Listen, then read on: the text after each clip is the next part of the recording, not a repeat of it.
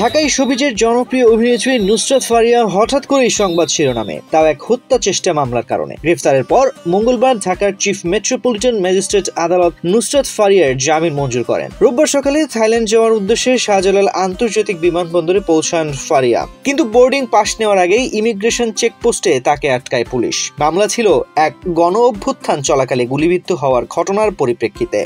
মামলার কাগজপত্রের তথ্য বলছে, ছাত্র জনতার গণ অভ্যুত্থান চলাকালে গত 19 জুলাই রাজধানীর ভাটারা এলাকায় গুলিবিদ্ধ হন এনামুল হক। 3 মে তিনি ঢাকার সিএমএম আদালতে 283 জনের বিরুদ্ধে নালিশি মামলা করেন। এর মধ্যে নুসরাত ফারিয়া সহ 17 জন অভিনেতা অভিনেত্রীকে আসামি করা হয়। তবে তার আইনজীবীর দাবি, ঘটনার সময় ফারিয়া দেশে ছিলেনই না। মঙ্গলবার সকালে ঢাকার চিফ মেট্রোপলিটন ম্যাজিস্ট্রেট আদালতে ফারিয়ার পক্ষে জামিন আবেদন করেন তার আইনজীবীরা। আদালতে জমা দেওয়া হয় বিদেশে থাকার প্রমাণ। শুনানি শেষে আদালত মঞ্জুর করেন জামিন। তার ভক্তদের অনেকেই হতবাক, আবার কেউ কেউ সোশ্যাল মিডিয়ায় বলছেন কারো ব্যক্তিগত জনপ্রিয়তা যেন রাজনৈতিক বা আইনি রোষানলে না পড়ে।